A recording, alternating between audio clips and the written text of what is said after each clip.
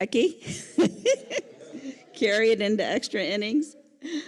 Okay, well, we're pleased. We're thrilled. Everybody knows Sheila, but we're thrilled to have her come and share her experiences. So let's welcome Sheila. Well, good morning. This is an unusual year because, my goodness, it's interesting. I think I found the best year to actually be on a grand jury because it is very interesting. It's been an interesting time, one, just to show up at the federal building downtown, especially in June. That was quite interesting in the sense that the first day after, all the federal troops were ordered in or whatever, I got to the courthouse and they were picking up their sleeping gear off the floor. So it was very interesting to kind of be in a building with guys with all kinds of guns and bayonets and things. I definitely felt like I was at ground zero. The cameras from around the world were right across the street, and it just has turned out to be a rather interesting time to be on a federal grand jury. So for those of you that don't know, grand juries are designed just to see if attorneys can get an indictment. And so there's 16 to 23 people on a grand jury. You have to have 16 there for a quorum. And we meet in a courtroom, no judge, only the presenting attorney, a witness, and a clerk. And I don't know about the other juries, but we sit all around the courtroom. We eat. We have had from 1 to 7 cases. Some are like 45 minutes long, about the shortest, and others. We had one that was I would even say 3 hours. So that was quite interesting. But they cover, all the things that the federal laws cover. So a lot of the first week I thought, oh my goodness, this is going to be a lot of firearms, drugs, and alcohol. Because that day we seem to have gotten a whole lot of firearms, drugs, and alcohol. And I'll tell you not to commit a crime. Do not cross a interstate highway of any sort. Don't cross it, don't use it, don't, because then you've committed a federal crime. And don't buy things from a convenience store because all those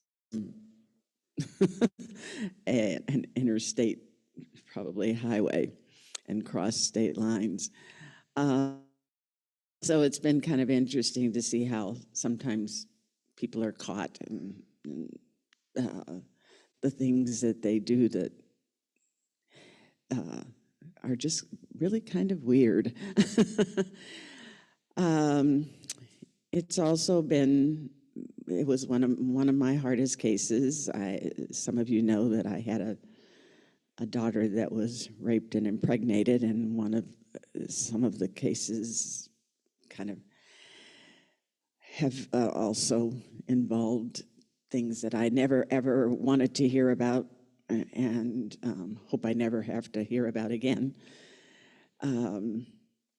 And lately, immigration cases have been coming through, and it's been very interesting to see. I gather from the newspaper that they're having a very difficult time getting these immigration cases through. And I will say, from the experience that we've had, is that sometimes the evidence is just, seems like they're trying very hard to prosecute people on evidence that just doesn't seem to be matching up sometimes. But I hear that criticism against grand jury systems is that they seem to be thought of as maybe rubber stamps for prosecutors or something, and not always so. There are a lot of them that come through that you pretty much kind of say, yeah, that's probably going to be maybe found guilty in a regular courtroom. But there are a lot of little minutia things that even we as lay people kind of get to hear and become, especially after a year. I didn't start in October because I was an alternate, so I started the day the fires started. And yes, I was supposed to be in court.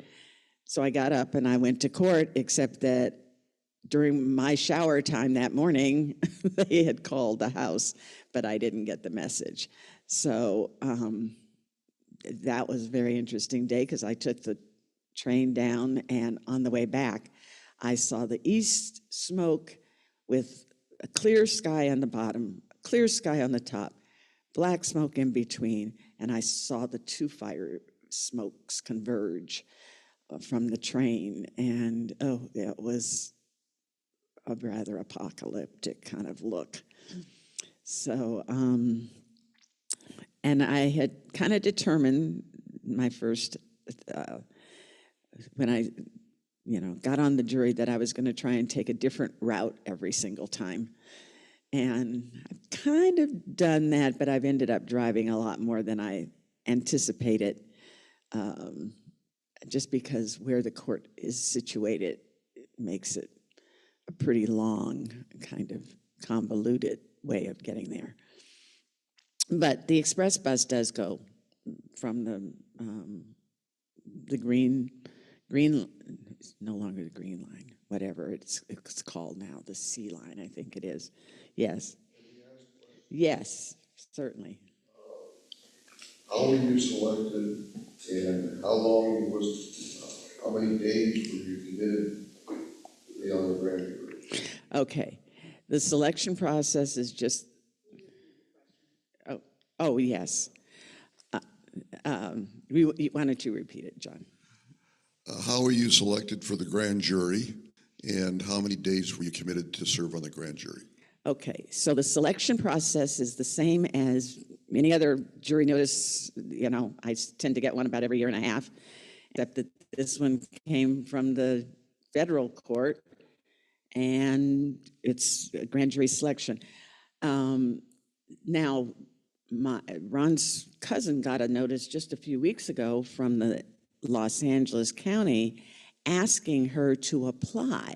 So apparently for the county system, you actually apply to get on a grand jury.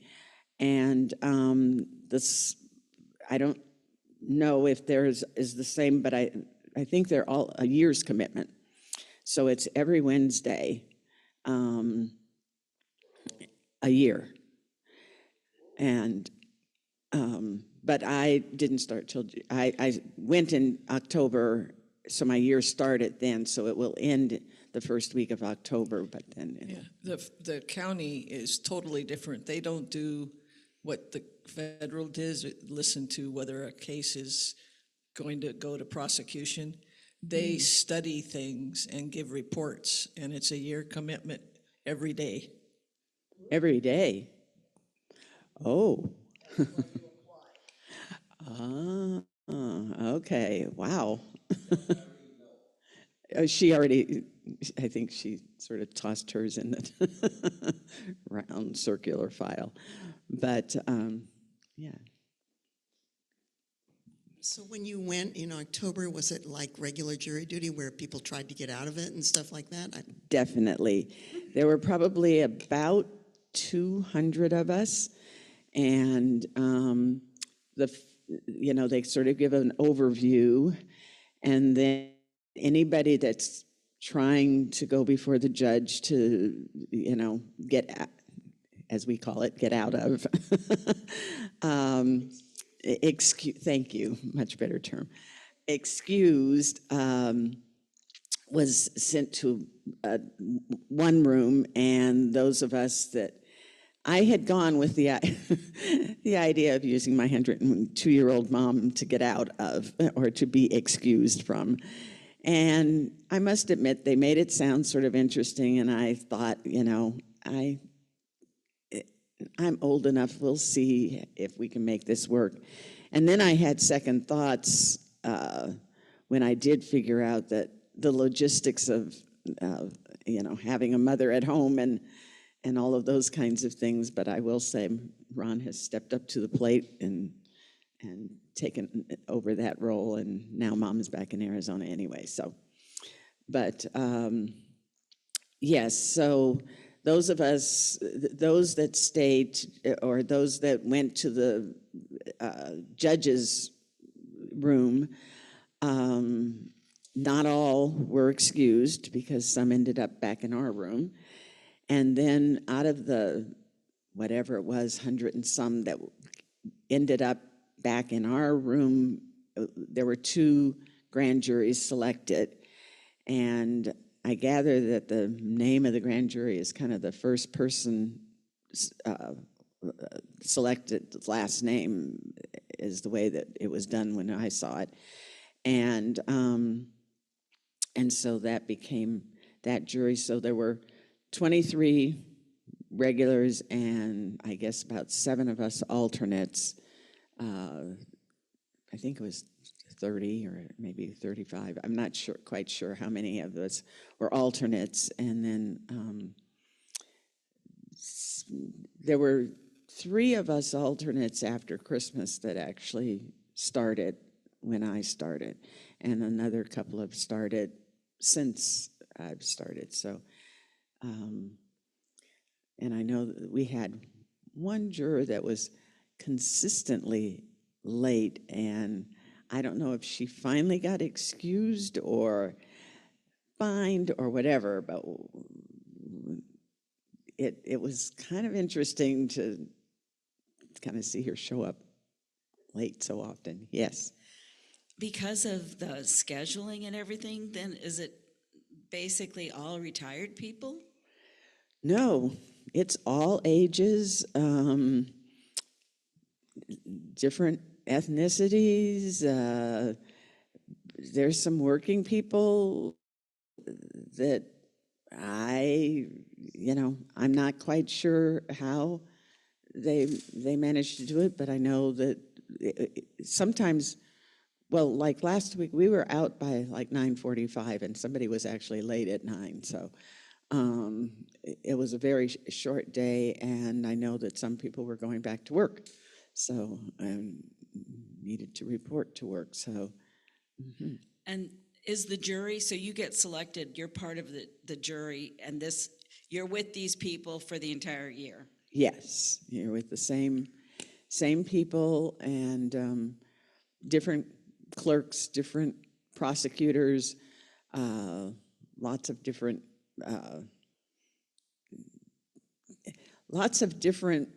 kind of witnesses. And some cases, I'm not exactly sure. Maybe some of the legal people can tell me. Some cases we hear, and they're not even up for whether to indict or not. So we're hearing them to be presented into the court system, and some of the ones that I've heard that way feel like they're being presented because the witnesses may not be here because they're involved in things that probably are going to get them killed for witnessing. So,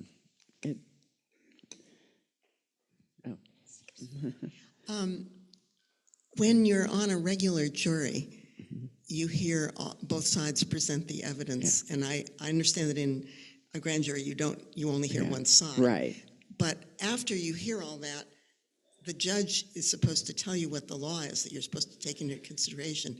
Do you have anything like that? Where The prosecutors are, and also they present the as far as how specific. Matter of fact, some of like one of the cases, it was like I said, it seems like sometimes they're trying to just throw the entire book at everybody. And one of my questions was, so we're judging this person on, because it said and not or on all of these elements. I mean, a string of elements, all bad stuff, but are they guilty of all of these things when it says and? And I'm told that you present in the aggregate, so it's sometimes interesting how it works. Just a second, John. Wait. Wait a second.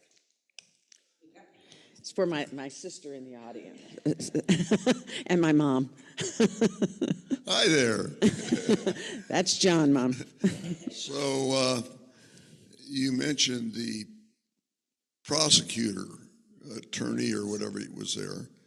Is there a defense side also, or no defense at this point? No defense. Yeah. You're there to see if, supposedly to see if when they go to court, it'll stand up. Yeah. And it was my understanding that the laws would have to be something that they were going to be prosecuted that would be more than a year's worth of prison time. Okay. But sometimes it doesn't feel that way, I must admit. Do you go into a closed deliberation room? It's all done. We have the whole courtroom to ourselves. Gotcha. And like I say, it's very, at least with ours, we're very relaxed. We eat, drink. Unfortunately, one day I spilled something, but yes. When they tell you the law, do they tell you the law after the witnesses? No, you can get the law at any time. They come in, the prosecutors come in before the witness is into the courtroom, and they tell you what the case is, some of the elements, the elements of the case, the laws that are, and it's all on the indictment, that we're reading. And sometimes, we read through 100 pages, or sometimes we read through, like I said, something that is even shorter than feels like a paragraph. But Are the witnesses under oath? yes, the jury foreman swears the witnesses in, and yes, they're under oath, and we have screens if they need to present evidence that's on screens, and sometimes they're trying to definitely present things that are a long way away on that screen. So it's been kind of interesting seeing how some of the cases are presented and tried to be made. Yes. Just a comment. Based on that, you can see why there was the reluctance of the court to release the grand jury transcripts for the Jelaine, or however you pronounce her name, Maxwell case. There was a whole big thing, but it is because it's really one-sided. Right. And they don't necessarily follow all the leads. In a trial, if something comes up and there's, it's whatever, they may say things against their own self-interest because they may have deals that they're not going to be, tried for this. So there's a lot of intricacies. Anyways, I just wanted to remind you of that. And we are told if somebody's under a federal kind of deal we don't necessarily know exactly what the deal is, but we're told that, like, somebody might be a hostile witness, and we're informed of that. And we can, actually, the grand jury can call for witnesses, I'm told. Ours has not managed to do that one.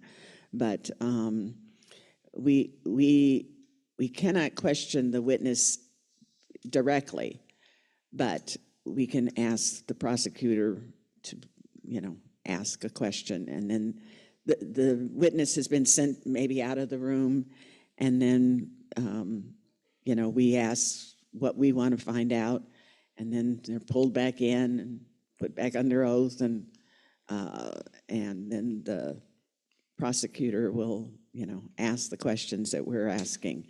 And so it's a lot different than regular jury duty, a whole different kind of procedure. Thank you. Does the grand jury elect a foreperson or a foreman? I wasn't there for the initial thing, but the foreperson, when I left for the name of the grand jury, was the first person called, and he was still there as the foreman. Yeah, he was just going around. I've been watching because the door was open, and I thought at one point he might come in, but so I'm not sure if it always stays that way, but that's what happened on ours, because it was the same person when I showed up in January. Yes. So will your term then end when you became an alternate, or will your term end from the time you started being on the jury? No, it will end when I was on the jury in October. So that's when I first went downtown. And so it will end October, the first week of October, which is good, because then I don't have to ask for another excuse, because we're going someplace the second week. So, but, what is your current compensation? oh, what is it? $78.63, I think it is. So, doesn't matter whether you're there 45 minutes. It is judged on, so our jury is also based on people that may have to come all the way from San Luis Obispo. So we have, I don't understand this system as far as how it got delineated that way, but we have San Luis Obispo, Ventura counties, Los Angeles County. I think Riverside is different. Anyway, we're called Central. It really, the map doesn't seem, in my head, doesn't compute at all. But anyway, if they are coming from San Luis Obispo, they can call in at 2 and so that they can head down, because they spend the night in a hotel. And for the rest of us, our reporting time is 6 that night to check in. And one night I checked before 6 because things had always, I could check early and I, could kind of plan my day. Well, it didn't work that time because they had changed it after 6. So poor people from San Luis Obispo, I don't know, I guess they had to just go back, but 2 of us didn't check after 6 and ended up in court that day. Now, I missed the first part. Do you go once a month or once Every week on Wednesday. on Wednesday? Okay. Yes, and those that have been on the jury, have been in the court, I was an alternate, so I started later. But those had been in court have been going for a year, unless in July, actually, we had 4 weeks where we didn't go. So 9 to 4:30 if need be. We've only stayed till 4:30 one time while I've been on it, but sometimes we've chosen to kind of work through lunch so that we could get out about 2:30 or so.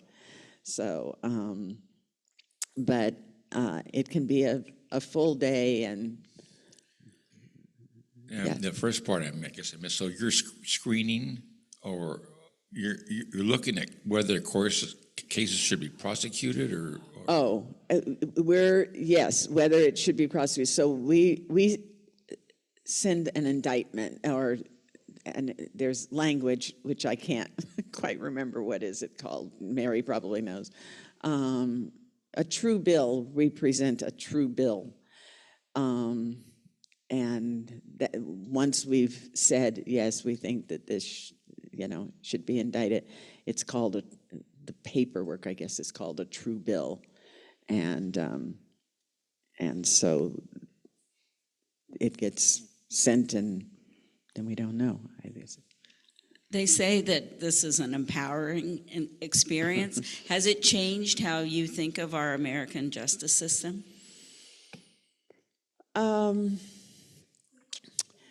Well,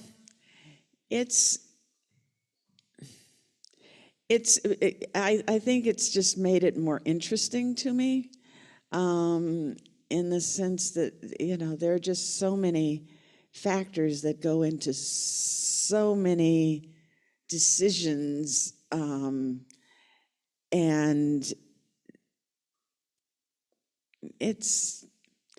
I guess it's made it seem like, okay, well, at least, people are being given all of these various opportunities. Sometimes within the judicial system to sort of hopefully make it fair. And the ones that, that we've turned down, that was a different kind of process, because it is very much like we indicted, and then all of a sudden it's like, no, this doesn't smell right. And so it's made it so that those cases have kind of made it so it felt like, yeah, it's not a rubber stamp kind of thing all the time.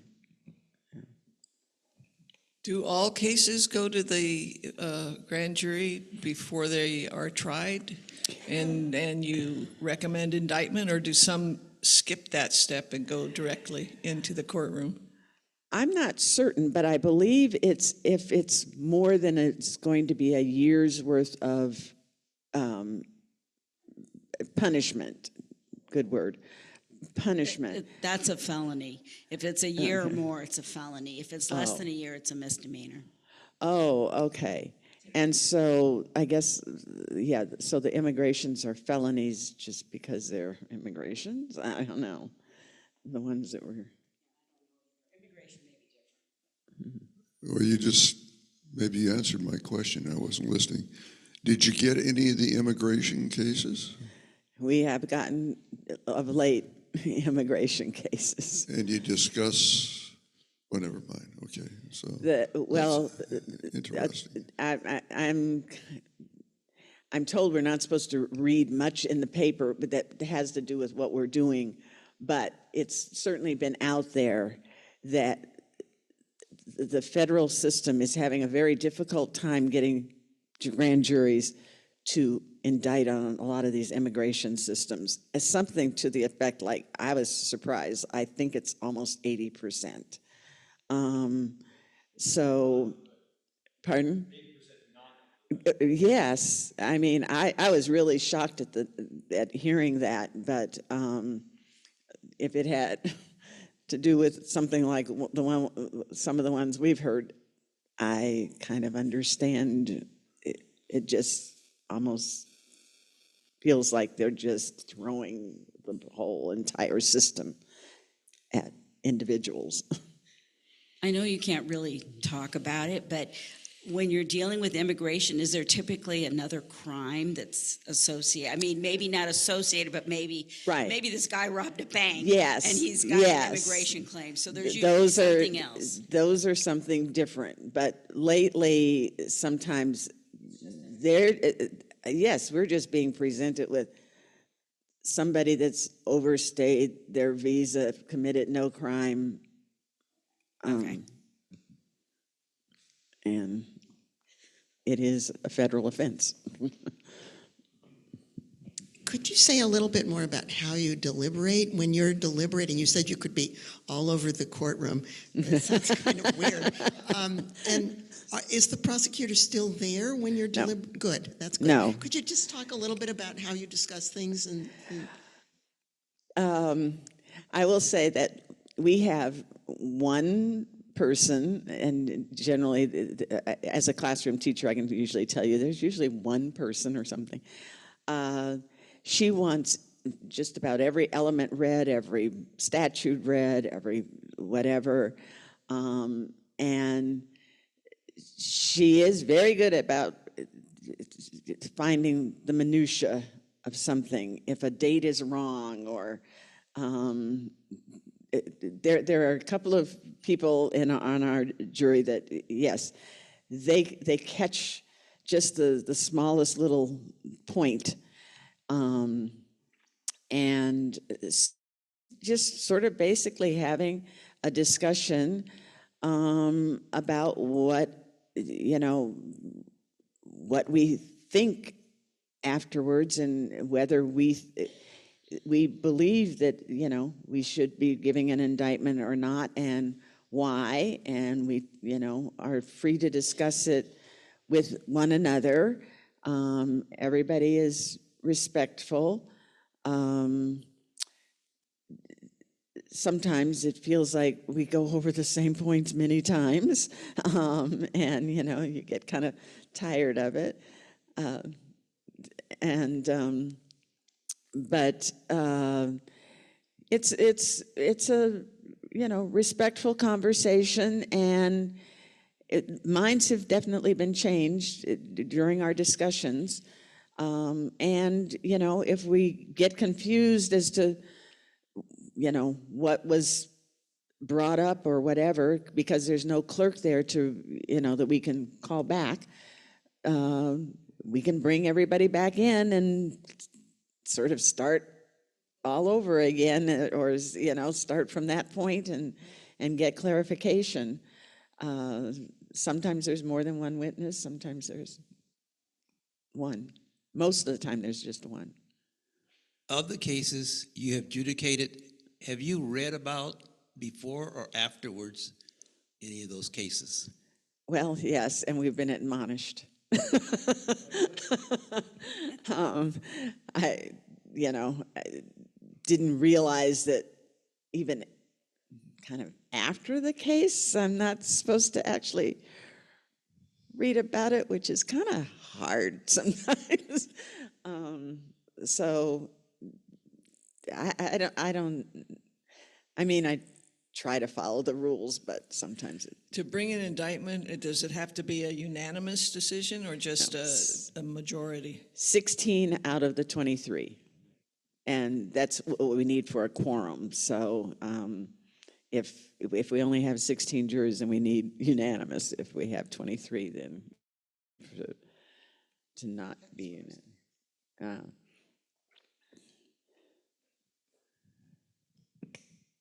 What's the setup? Are you at a table or are you in chairs? We're in the courtroom, sitting anywhere we want. Okay. So actually,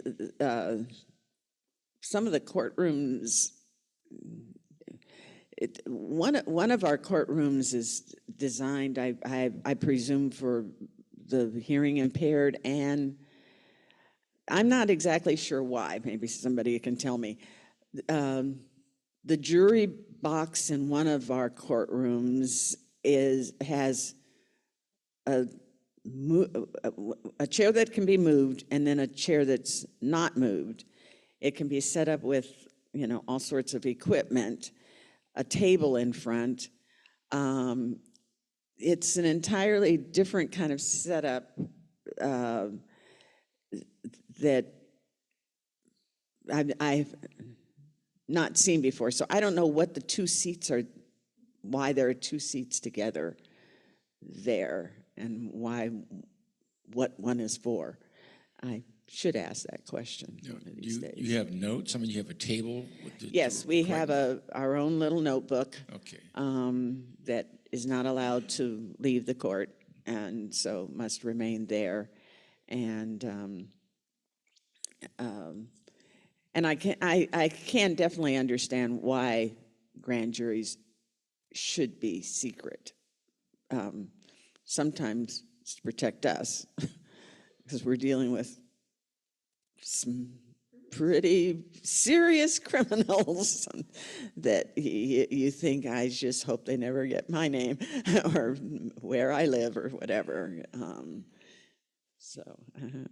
Wait. So is the criminal him or herself in the? No. Okay. No. But some of the witnesses are there under witness protection. So,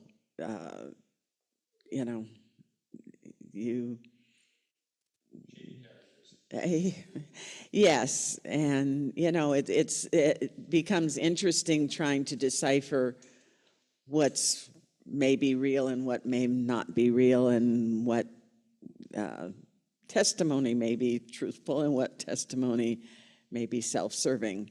So there's sometimes some pretty serious deciphering going on.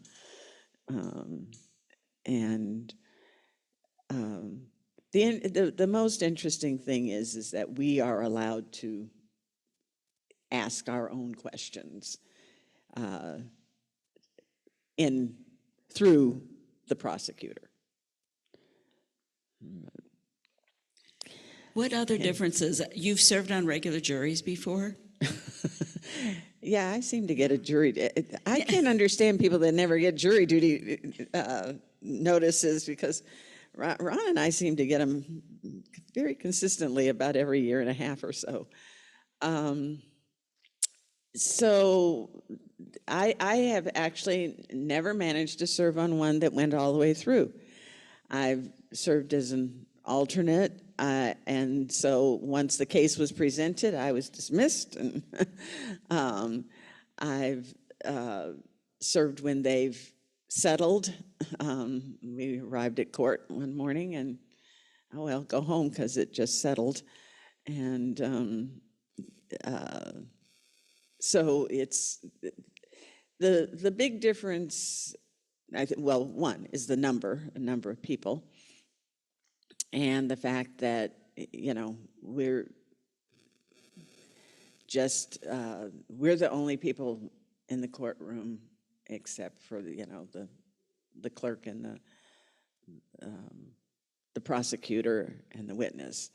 So you're definitely not getting two sides, of defense attorney saying, objections and all of those things. And having sat through some of those kind of courts, it sometimes you think somebody should be saying, I object or something.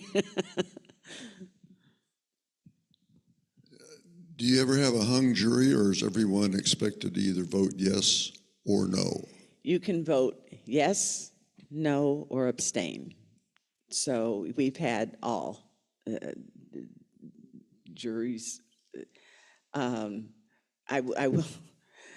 don't think this is giving away too much. I will say that one of the ones that we turned down, only 2 voted to indict. So, out of, I don't know how many were there that day, maybe 21. None of us kind of could figure out, how we could come up with something that made sense.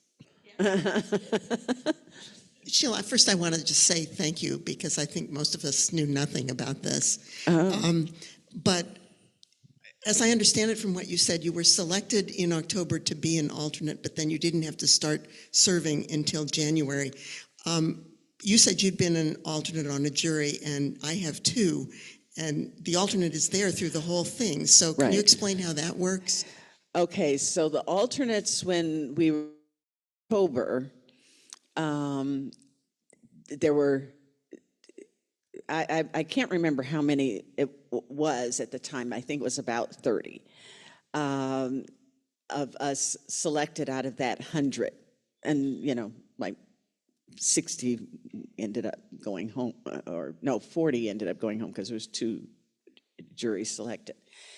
And so the alternate is basically there to replace, because one, we don't go over each case is presented that day. And it doesn't, so far, we've never had, well, we've had things that came back in different forms later. Like, we might have heard the testimony where we didn't make any kind of indictment, and then 6 months later, this thing comes back through and they've got more evidence or whatever, and maybe that time we did have to go for an indictment. So then you read, then you is when you really get all the paperwork, because if you're like me and you weren't there for the first part, so now you're trying to catch up and read the first transcript and then the second indictment, and then all of that. You've got a lot of catch up to do, because the alternates are only when somebody is actually dismissed from the 23. But other than that, it's the same 23 people, and alternates don't participate in the regular. May I ask, amongst you jurors, what were the relationships, from contentiousness to camaraderie?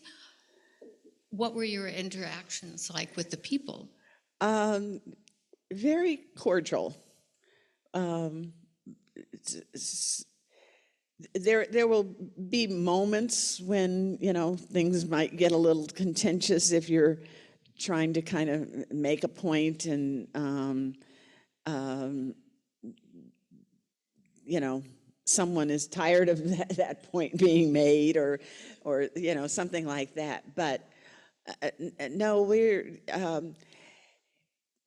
I can't say. I know one of my friends said that her mom was on a grand jury, and then they ended up being like lifetime friends. There are a couple of people that I may stay in touch with, but we're also scattered all around, that it's not like it's a neighbor down the street that you can get together with very easily. So there's one woman that comes in, her husband drives her in every time, and he sits and reads and stays all day, and then drives her back home. So, and they're out in like Norwalk, so it's because you're so scattered, I would think it would be hard to maybe stay in touch afterwards. Do you know, when an alternate is moved into the grand jury, do you know the reason that the people get sick, or they just quit, or do you have no idea? We have no idea. We have our guesses, especially like the lady that's late all the time. Sheila, I've noticed you've been holding a little green piece of paper. Oh. Was there something that you needed to tell us? Well, no, I think I covered all the bases, because what I put on here was the alcohol, firearms, and drugs, and gang, which is not called gangs in court, but whatever, it's in my mind, and human trafficking and immigration, and I think I kind of mentioned all those, so. Has anybody else been on a grand jury? What about regular juries? What have been some of your experiences with regular juries, and what did you learn from them? Anybody want to share something that they learned from just being on regular?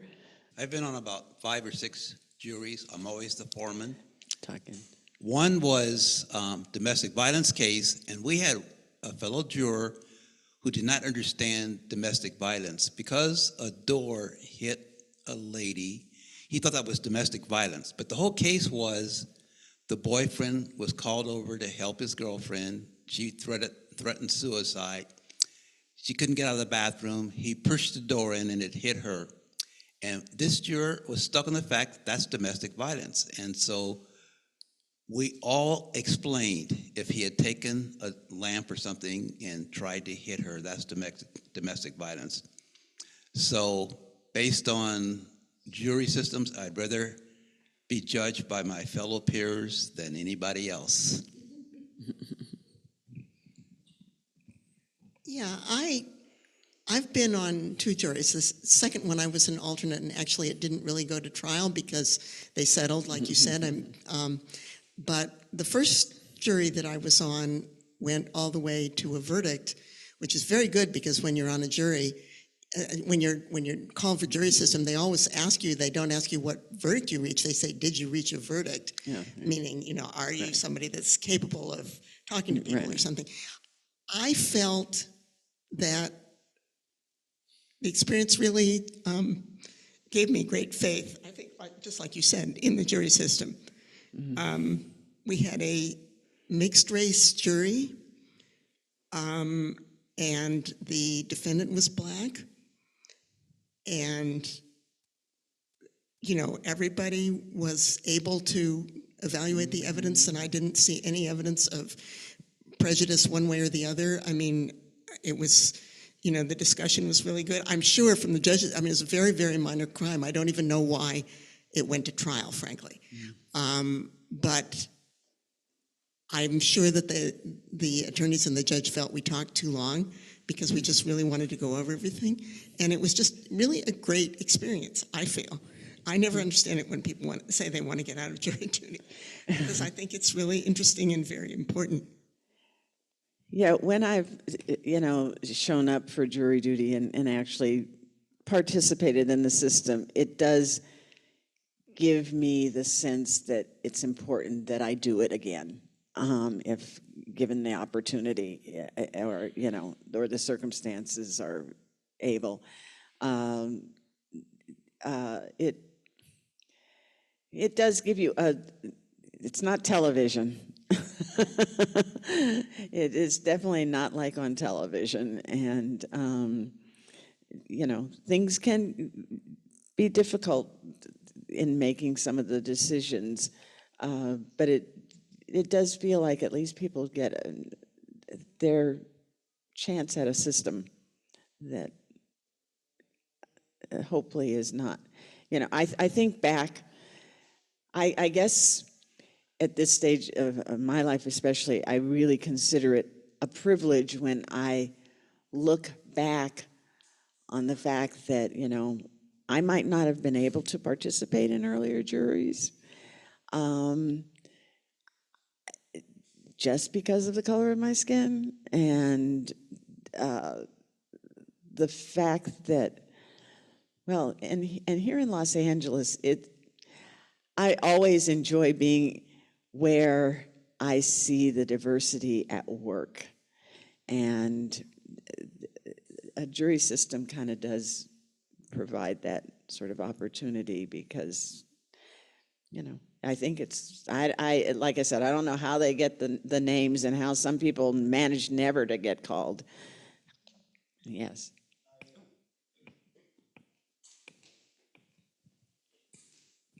I've been called many times, but only reported twice. Because I worked for a corporation that was controlled a lot by the government. If you have a government job, I understand. If you're a teacher, if you work for a company that has a lot of contracts with the government, you're going to get called a lot more than a carpenter who works independently because they know these people are going to get paid by those companies to serve. But the reason I rarely went was because my company, United Airlines, got me out of it. They removed me from being available because they said I needed to be on the job. Well, and as a teacher, years ago, yes, I managed to get excused all the time because I was in hard to staff schools very often. And so, yeah, it is kind of interesting that, and, I certainly understand people that are independent contractors and things like that, they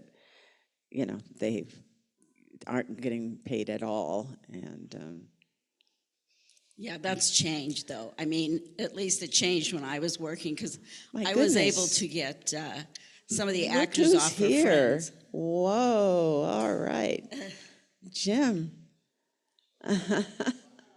Wow. Yeah. Welcome. Good to see you, Jim.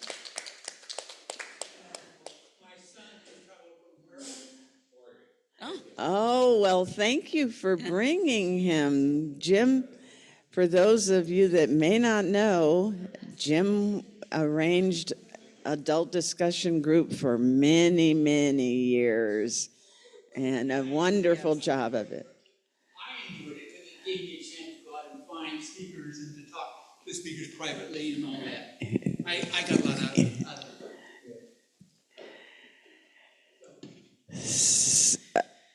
Yeah. Continue. I was impaneled twice. One time I did the whole jury, and it was a domestic violence case. And a young fellow, I felt like he got entrapped, but he could have left, and he somehow whatever it was, but he hit somebody or something like that, and so we had to convict. But I felt really bad about it. Other case, I was just doing a real estate transaction. Vess Parker had some case, and I didn't want to. I like him, but I didn't want to serve on this case. I just said I don't know what I said.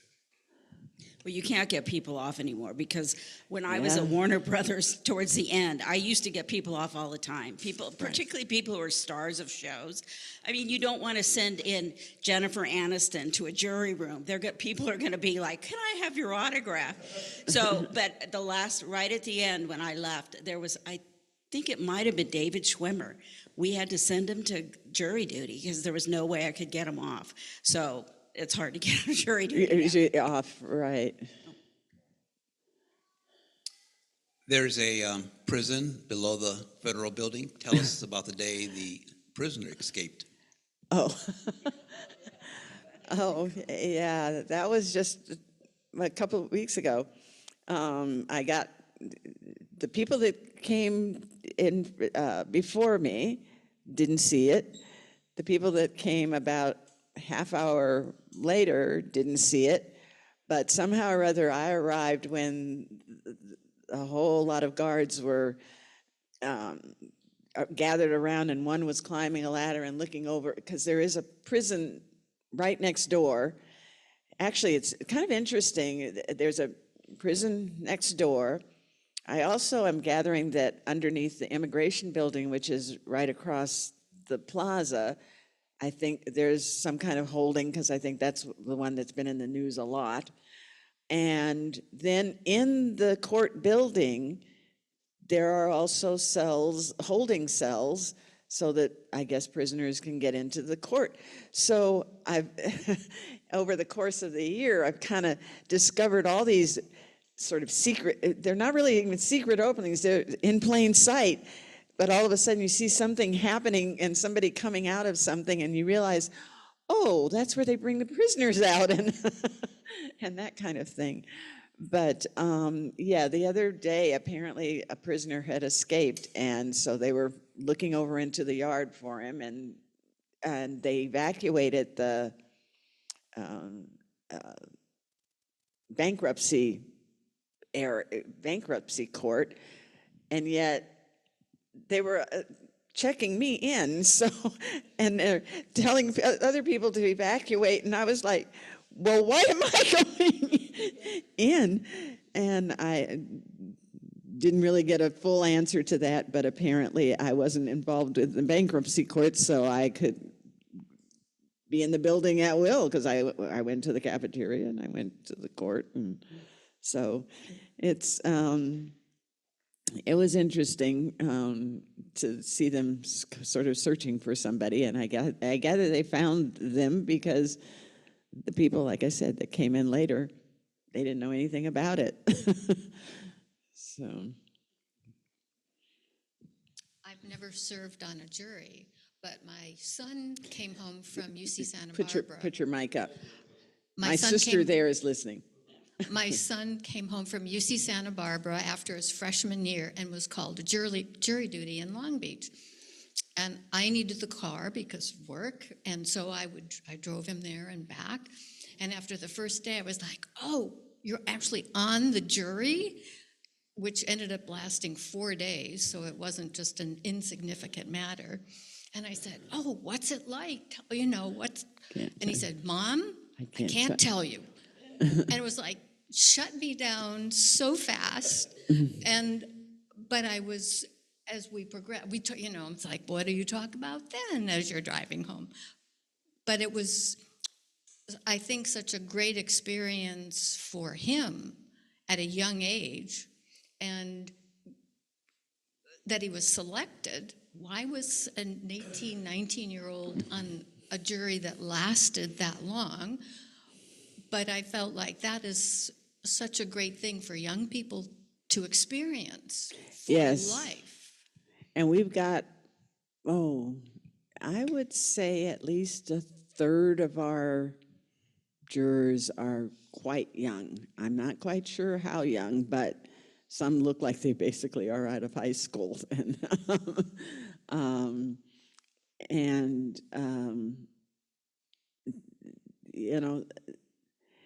And every once in a while, some point will come up that it's important that there's different ages and different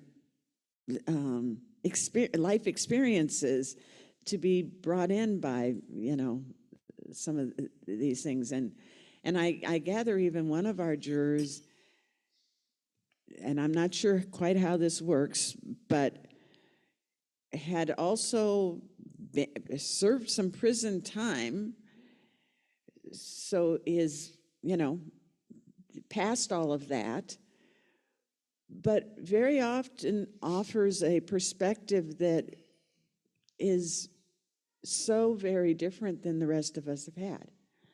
And so I'm very glad that people can get out and become,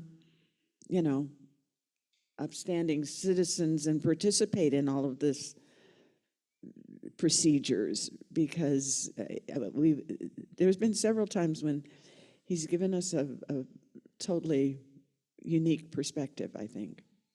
I'm just curious if anybody has heard of anybody getting in trouble for not answering the summons. I mean, the letter that you get sounds extremely threatening, and yet it's not a certified letter, so you never signed for it, so nobody really never knows if you actually received it. I have a son-in-law and daughter that live in Sweden that are U.S. citizens, and they get, and because our address is their home address, they have gotten summons to the courts in L.A., and they live in Sweden, and I'm just curious if anybody's ever heard of the government actually following through for somebody that doesn't show up. I'm just curious. Well, I know that and I'm not sure what she's called, the lady that we interact with. Is she the clerk? Okay, a jury manager. Okay, that's what it feels like she is, because the clerk in the court system is kind of the recorder person. But, I know that when you're late, she has to send you a very threatening letter. So, yes, it seems like there are a lot of threats that go out, but I have kind of the same question in my mind as to, does anything actually happen to somebody? I was on a jury in Whittier at one time, and I miscalculated my time. I had gone home to do something and got caught up in some kind of road blockage getting back, and I was about 15 minutes late, and I got chewed out by the judge, and he said I was just about to issue a warrant. So they do. Yeah, I think they issue a warrant, but then the question is, I don't know that they'll send somebody to your house, but if you get pulled over for a traffic stop, you may be arrested. If they're in Sweden, they're not going to have that problem. Well, I know Ron also had a lunch incident and got chewed out, but other than that, yeah, I don't know. I have not ever heard of somebody actually getting the fine of $1,000, which be the threat on the letter. You know, I know the people that were trying to get in there. They had to individually go before the judge. So. I went before the judge with Paul Stanley from KISS trying to get him out of jury duty. There are enough of us that do say yes to jury duties that I don't think our states, federal, county governments have enough resources to go after you if you're in Sweden and you ignore your summons.